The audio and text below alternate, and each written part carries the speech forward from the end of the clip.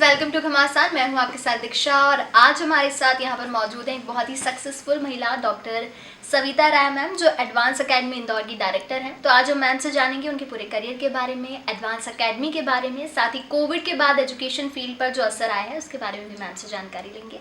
Ma'am, स्वागत है आपका। सबसे पहले तो मैं आपसे ये क्वेश्चन करना चाहूँगी कि एजुकेशन सेक्टर में आने का विचार आपके मन में कब आया, कब आपने ये सोचा कि मुझे इस फील्ड में आगे बढ़ना चाहिए और फिर ये एकेडमी ये सब? आफ्टर मैरिज जब हम इंदौर आए और जब हमारे बच्चे हुए, मतलब जब उन लोग का एजुकेशन स्टार्ट हुआ तो मुझे भी लगा कि मुझे भी एजुकेशन सेक्टर में कुछ करना चाहिए, because it was very different और बहुत लर्निंग होती है उसमें, और मुझे इंटरेस्ट भी है बहुत पहले से। प्लस घर वालों का सपोर्ट भी ज़रूरत होती है, और उन लोगों के सपोर्ट से ही हम लोगों ने सब मिलकर ये प्लानिंग किया कि हम लोगों को एक स्कूल खोलना चाहिए। और स्टार्टिंग में हम लोगों ने स्टार्ट किया था बैकुंठ धाम से। बैकुंठ धाम में है हमारी बिल्डिंग एक, वहाँ से स्टार्ट किया था। वहाँ नर्सरी, प्री नर्सरी और KG1 और KG2 से प्ले स्कूल से स्टार्ट किया था। उसके बाद जब हम लोग को बहुत अच्छा रिस्पांस मिला, फिर हम लोगों ने इसकी प्लानिंग करी, इस बिल्डिंग की प्लानिंग करी। तो एडवांस एकेडमी की शुरुआत आपने किस ईयर से की थी और यहाँ पर अब स्टूडेंट्स के लिए क्या क्या स्ट्रीम और फैसिलिटीज़ प्रोवाइड होती है? हम लोगों ने स्कूल 2000 से स्टार्ट की थी जी। और उस समय हमारे पास खाली 80 स्टूडेंट्स थे। फिर हम लोगों ने इस बड़े कैंपस की प्लानिंग करी और यहाँ पे हम लोगों के पास 5000 की कैपेसिटी है और 3000 प्लस स्टूडेंट्स है हमारे पास में। यहाँ पे हमारे पास बस फैसिलिटी है, मेस की फैसिलिटी है, और स्पोर्ट्स का एक हमारा अलग ब्लॉक है। स्पोर्ट्स कॉम्प्लेक्स है, और प्लस एकेडमिक्स तो है ही। जी। कोविड के टाइम पर ऐसा हुआ है कि एजुकेशन फील्ड ने सबसे ज़्यादा सफ़र किया है, क्योंकि फीस ना पाना, फिर टीचर्स की सैलरी ना दे पाना, ये सारे इशू बहुत क्रिएट हुए। तो इन सब से आपने कैसे ओवरकम किया? बस with the support of teachers ने बहुत सपोर्ट किया उस समय। घर में रह के भी उन लोगों ने विदाउट मतलब सैलरी उस समय इनकी हाफ हो गई थी। उसके बाद भी टीचर्स ने इतनी मेहनत करी विदाउट फीस। बच्चे बहुत सारे जो थे दे वर अनविलिंग टू पे फीस, फिर भी टीचर्स ने के सपोर्ट से हम लोगों ने बहुत अच्छे से रन किया वो उस टाइम पे, पैंडेमिक के टाइम पे। और अभी भी प्रॉब्लम तो आ रही है, but as the school has started from 9 to 12 we have started our school. फिर भी बहुत अच्छा, मतलब अब अच्छा चल रहा है विद सोशल डिस्टेंसिंग, और जो भी है रूल्स फॉलो कर रहे हैं हम लोग। जी, मैं वही पूछना चाह रही थी कि अब स्टार्ट हो गया है, हाँ। मतलब एकेडमिक्स कुछ क्लासेस स्टार्ट हो गई हैं, तो कैसे वर्क कर रहा है स्कूल? टीचर्स कैसे स्टूडेंट्स को प्रिपेयर कर रहे हैं कि उन्हें ऐसे रहना है? बिकॉज ये आज नहीं है, इनको काफ़ी दिन तक ही चलेगा पैंडेमिक तो। लेकिन अब बच्चों को हम लोग ये सिखा रहे हैं कि इसके साथ अब जीना सीखना पड़ेगा अपन को। इसलिए जैसे बच्चे आते हैं तो मास्क कंपलसरी है उनको, फिर उनके जैसे टेम्परेचर लिए जाते हैं यहाँ पे, और अपने पास सैनिटाइज़र की बॉटल भी रखी रहती है उनकी टेबलों पे। और विथ जैसे स्ट्रेंथ हाफ कर दिया है हम लोगों ने, क्लासरूम का जो स्ट्रेंथ था उसको हाफ कर दिया है। तो सोशल डिस्टेंसिंग वैसे, और जैसे बाहर कॉरिडोर्स में भी बच्चे रहते हैं तो हम लोग उस समय बहुत ध्यान से इस चीज़ का फॉलो, यहाँ तक कि टॉयलेट्स में भी हम लोग बच्चों को जाने नहीं देते, मतलब वहाँ पे भी 2 बच्चे से ज़्यादा अलाउड ही नहीं है। तो हमारे टीचर्स इस चीज़ का बहुत ध्यान रखते हैं। कोविड के बाद गवर्नमेंट ने कई तरह की गाइडलाइंस जारी की थी और अब भी कई नियम निकाले हैं कि आपको इन चीज़ों को फॉलो करना है, तो उन चीज़ों से आप कितना सहमत हैं? और गवर्नमेंट का इस टाइम पर, कोविड के टाइम पे एजुकेशन सेक्टर में क्या योगदान रहा? गवर्नमेंट ने जो रूल्स निकाले हैं, खैर स्टार्टिंग में तो हम लोग को तो बहुत वो हो रहा था कि क्या पता विदाउट फीस हम क्या करेंगे। जी। लेकिन धीरे धीरे फिर शायद गवर्नमेंट को भी ये समझ में आया कि हाँ, टीचर्स भी उतने बहुत मेहनत कर रही है और उन लोग का भी एक घर है जिसको उनको चलाना है। तो धीरे धीरे मतलब फिर उसको जो रूल्स एंड रेगुलेशंस हम लोगों ने बहुत स्ट्रिक्टली फॉलो करी, गवर्नमेंट की भी। और आज लेकिन बट मतलब we are with the government. Okay, Covid के बाद अब सब नॉर्मल हो रहा है, हाँ। नियम भी आप सब फॉलो कर रहे हैं, तो फ्यूचर प्लानिंग की बात करें अब एकेडमी को लेकर तो वो क्या है आपकी? फ्यूचर प्लानिंग हम लोग तो चाहते हैं कि नहीं, हम लोग का एक और कैंपस की प्लानिंग है। ओके। वहाँ 100 एकर्स ऑफ लैंड हमने ले रखा है जी। और वहाँ पे हम लोगों का एक बड़ा कैंपस आ रहा है जिसमें रेसिडेंशियल फैसिलिटी भी हम लोग स्टार्ट करेंगे। जी। और स्पोर्ट्स कॉम्प्लेक्स अलग रहेगा, रेसिडेंशियल फैसिलिटी रहेगी और स्कूल रहेगा। तो ऐसे हमारी प्लानिंग है इन फ्यूचर के लिए।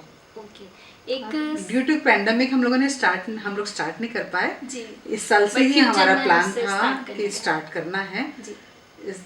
लेकिन हो नहीं पाया वो, अब करेंगे लेकिन। ओके, एक सक्सेसफुल महिलाएं हैं आप, इस एकेडमी की डायरेक्टर हैं, तो वुमेन एम्पावरमेंट के बारे में आप क्या कहना चाहेंगे? I am too much in favor of women empowerment. Ji. Being a lady with the support of the family, मैंने जो मतलब एक नॉर्मल हाउसवाइफ से अपने आप को इतना ऊपर किया।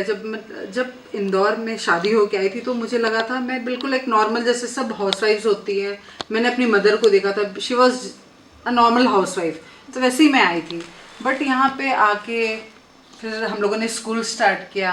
फिर मुझे लगा कि नहीं, मुझे आगे पढ़ना चाहिए। जी। और फादर इन लॉ और हस्बैंड ने इतना सपोर्ट किया कि आगे मैंने अपनी पढ़ाई कंप्लीट करी। मतलब मैंने मास्टर्स किया, फिर बीएड करा, उसके बाद मैंने पीएचडी करी। तो और मेरा टॉपिक भी था विमेन एंटरप्रेन्योर्स। ओके।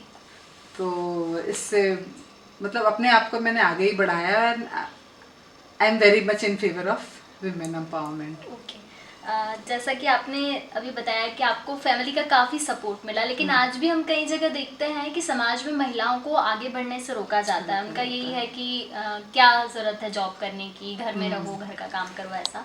तो उस बारे में आप क्या कहेंगी कि ये चीज़ नहीं होनी चाहिए और लोग नहीं करें? नहीं, बिल्कुल नहीं होनी चाहिए, क्योंकि आजकल मैंने देखा है कि मतलब औरतें इतनी ज़्यादा सक्षम हैं। उन लोग बाहर आके इतनी हर फील्ड में उन लोग आ रही हैं। तो मैं तो बिल्कुल चाहूँगी कि बिल्कुल घर से बाहर आएं औरतें, और अपनी कैपेबिलिटी के हिसाब से जो उनको अच्छा लगे, जो फील्ड उनको अच्छा लगे, उसको कैप्चर करके और आगे बढ़ें। आपके साथ कभी ऐसा हुआ, फैमिली ने तो आपको फुल सपोर्ट किया, लेकिन कभी सोसाइटी की ओर से ऐसा आपको देखने को मिला? बिल्कुल नहीं, बिल्कुल नहीं। ओके। तो आपने जब ये वर्क स्टार्ट किया, मीन्स आप जब इस एकेडमी से जुड़ी, आफ्टर मैरिज आपने अपना स्टडी कंप्लीट किया, तब आपकी फैमिली ने और आपके हस्बैंड ने, स्पेशली आपके हस्बैंड ने आपको किस तरह सपोर्ट किया? पहले तो पढ़ाया मुझे, क्योंकि I was just a graduate. मैंने बताया था इकोनॉमिक्स ऑनर्स में मैंने ग्रेजुएशन की थी और मेरी शादी हो गई थी।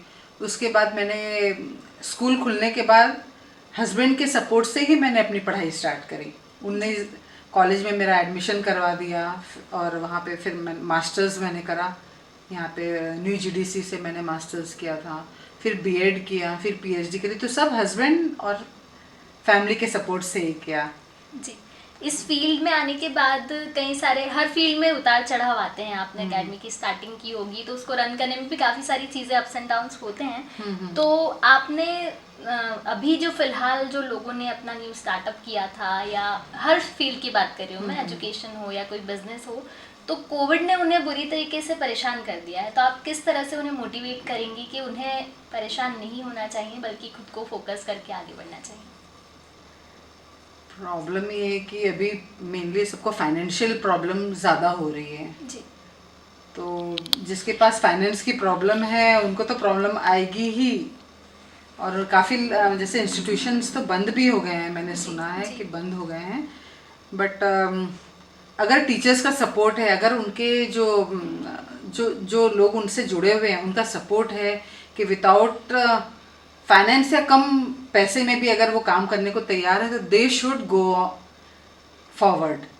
उन लोग को बैकअप नहीं करना चाहिए मेरे ख्याल से। एजुकेशन सेक्टर में रहने वाले पर्सन में एक सिर्फ मतलब एजुकेशन होना ज़रूरी है, क्योंकि आप किसी को पढ़ाने जा रहे हैं, बच्चों के लिए स्कूल ओपन कर रहे हैं, तो आपका खुद का एजुकेट होना बहुत ज़रूरी है। लेकिन एजुकेशन के साथ क्या क्वालिटी आप में होना चाहिए जो आपको बेहतर बनाती है? लीडरशिप क्वालिटी होनी चाहिए, जी। पेशेंस होना चाहिए और अंडरस्टैंडिंग होनी चाहिए और जैसे होता है ना एक टीम, आप टीम मेकर होना चाहिए आपको। अगर आप टीम को लेके नहीं चलोगे तो यू आर अ फेलियर। एक सक्सेसफुल महिला होने के नाते आप महिलाओं को क्या संदेश देंगी कि वो किस तरह समाज में खुद को मजबूत बना सकती हैं? उन लोग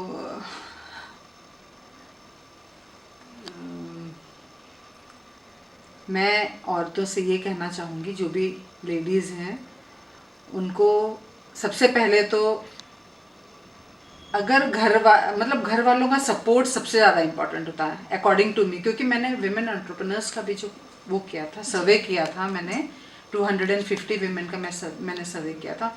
उसमें यही देखा गया था कि जो औरतें अपने अब आज बहुत ऊपर हैं, उनके साथ में हरदम उनका बैकअप होता है उनकी फैमिली। जी। अगर वो घर पे खुश हैं तो they are always very happy in their field also. जी। तो मैंने ये एक्चुअली मैंने रिसर्च करी है इस बात की कि औरतों को घर में भी उतना, मतलब जैसे घर में अगर झगड़ा कर रही हैं वो, तो बाहर जाके वो कभी सक्सेसफुल नहीं हो सकती। तो मतलब दोनों में बैलेंस अगर बना के चले, then only a woman can be successful anywhere. तब तो कहीं पे भी जा सकती हैं। तो हार्मोनाइजेशन बहुत ज़रूरी है मेरे ख्याल से।